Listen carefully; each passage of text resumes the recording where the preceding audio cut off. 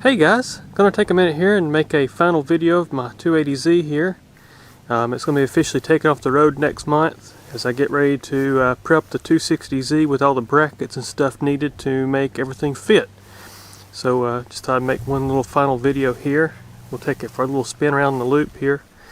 I've actually quit driving it just about because I've got a bad U-joint, and the U-joints on this car and the propeller shaft are actually made into the shaft, and there's no sense in really going having this thing, fitted for new U-joints because I'm not going to be using the same drive shaft. It's going to be a shorter drive shaft.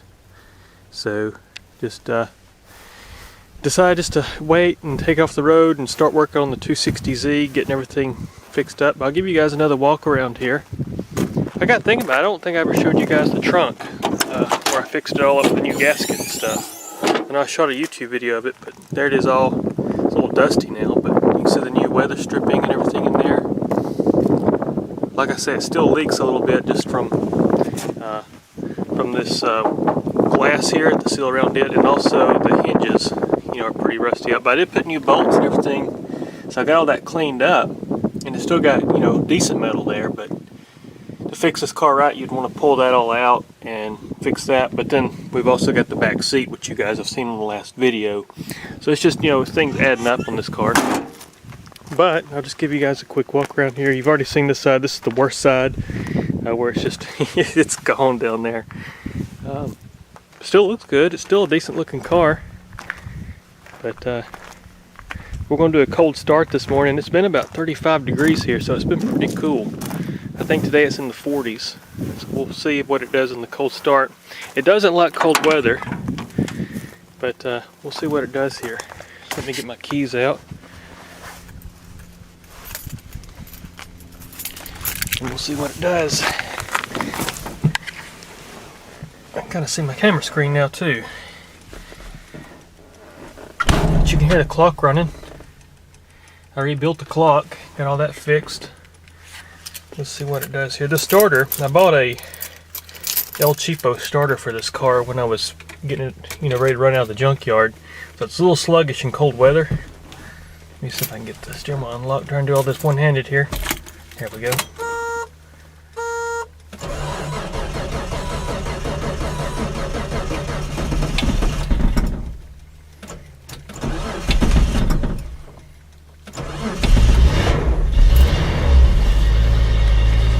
That's using the original Bosch Eldritronic fuel system. Let me get this door shut. There we go.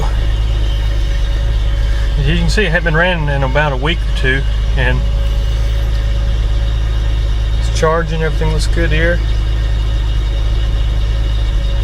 Let me get my seatbelt on. I'll bring you guys back. All right, we're back. I had to get turned around there. Just figured it'd be easier doing it off camera. So anyways, we're going to just take you around the loop here. You'll hear some bad noises from the U-joint, but it's not completely broken. I've greased the needle bearings. They're still there, but they're just not real healthy. So occasionally under some loads and certain RPMs, it'll start clanking.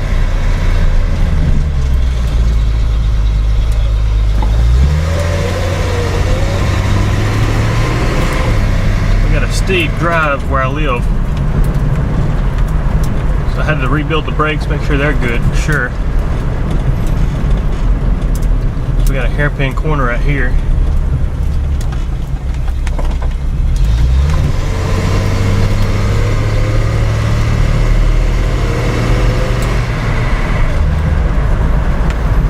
Our neighbors just had a baby. It's like a baby boy. Congratulations to them.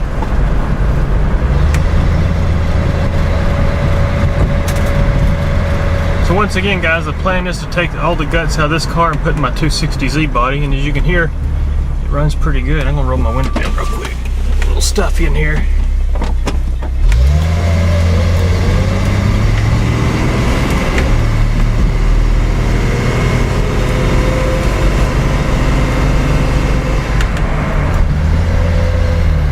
It's running a little automatic transmission, but it's really not that bad.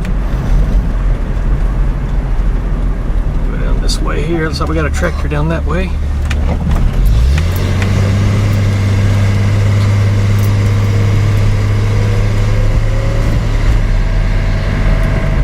I'm also trying to run it out of gas, so I can get as much gas out of it before I pull the fuel tank. So I'm not filling it up or anything.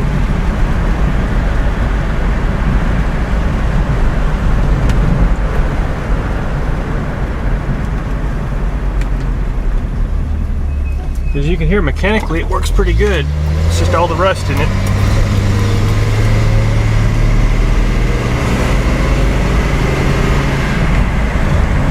I've probably put about 8,000 miles on this car since the junkyard rescue.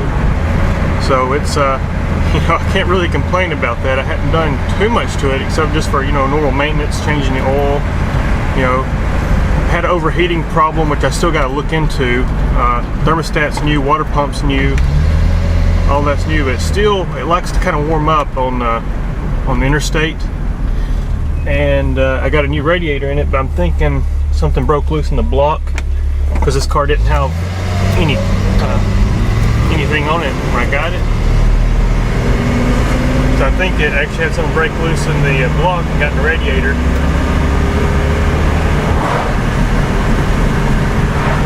And it kind of stopped it up. So I flushed it and I got a lot of crap out of it, but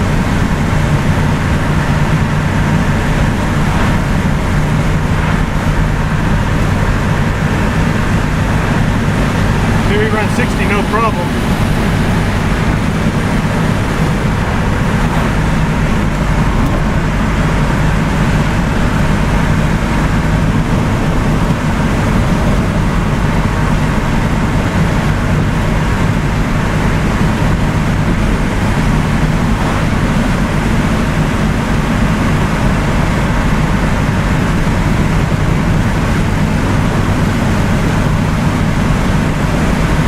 Drive down to one of my favorite places here in Valley Head, close to Mentone, Alabama.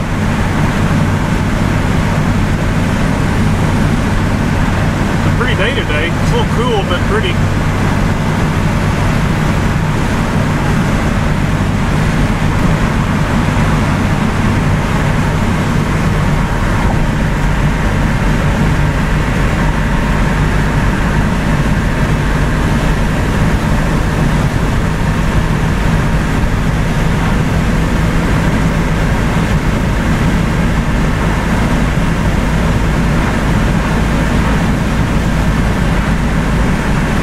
Close to 70 there now.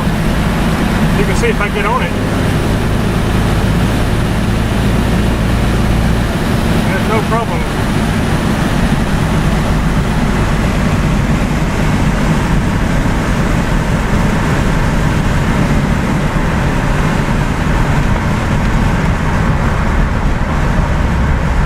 We're going to get into a little bit of traffic here. Sunday, so we got some church traffic. I'll bring you guys back when I get closer to the antique store I'm taking you guys to. So anyways, here we are at Dave's Antiques. This is one of my favorite antique stores here. If you guys are ever in Valley Head area, I recommend you guys check this out. I hope it's going to my camera. I can't see my screen. But it's a really cool antique store. But let's try the Z here while it's running.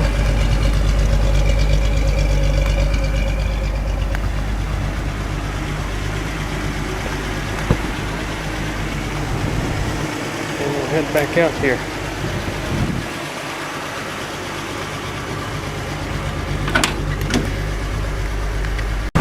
Alright, now back on the road here.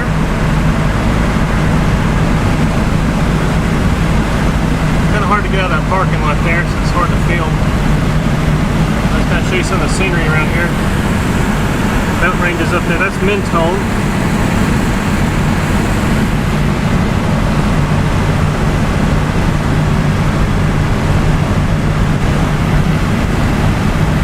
Bunch of farmland over here, if you can see.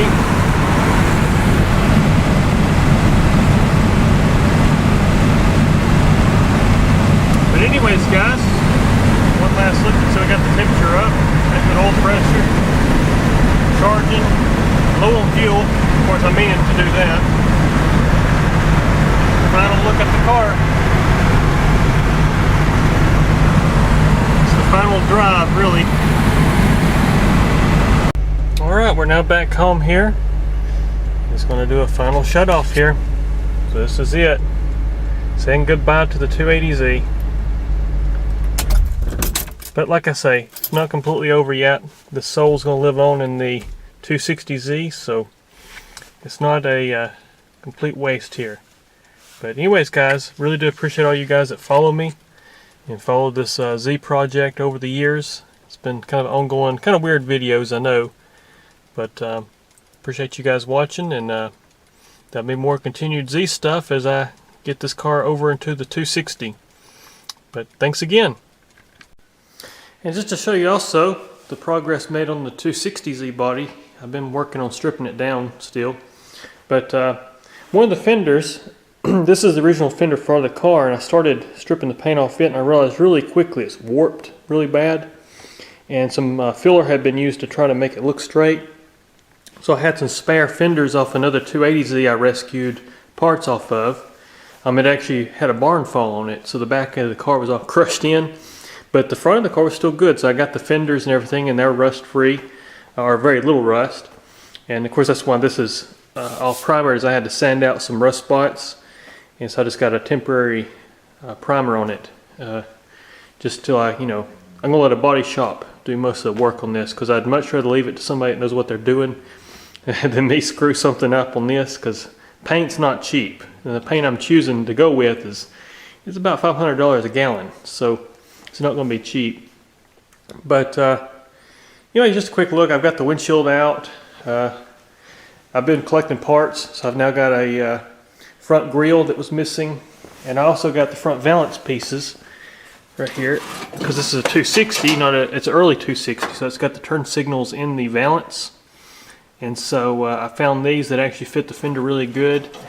And I did learn something, guys. For you Z-car guys out there that don't know, if you're looking at taking a 280Z and making it like a 240, there is differences in these front valance pieces. Some of them have a shorter place back here between the fenders and the front, where the valance actually connects to the headlight bucket right here.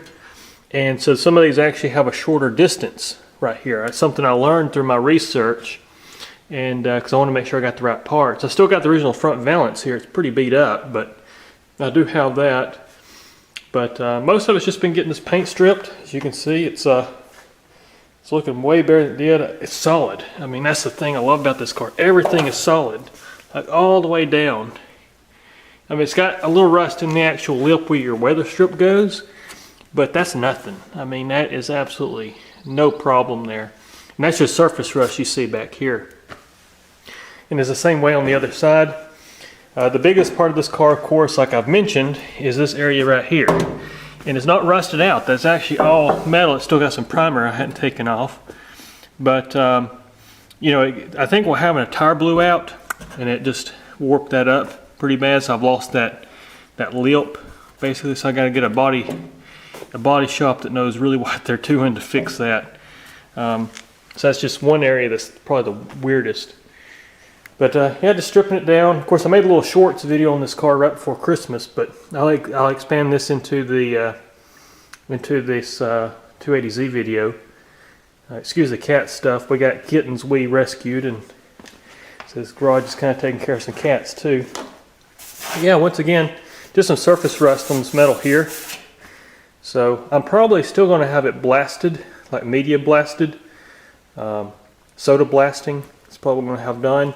Because what I'd really like to have done to this car is have everything blasted, and then also under the hood, because I'm going with a different color. I've decided to go with a darker blue. We're going with, actually I can show you, because I've got a template here, if I can get over here to it. So this is the color. This color here is about the color of my 280 I've got out there now. We're going with this darker blue color, which paint's kind of dirty. It's been sitting here. But we're going with a darker blue color, and it's just going to look a lot better. It's actually the color of my first Z. So we're going to change the color of this car, and like I say, since it's not matching number anyways, I'm not worried about keeping things original. We're just going to make it my own personal Z. It's going to be my own thing. And but anyways, also too, I've had some questions about this right here. This is not rust. on the firewall. This is actually just part of that matting.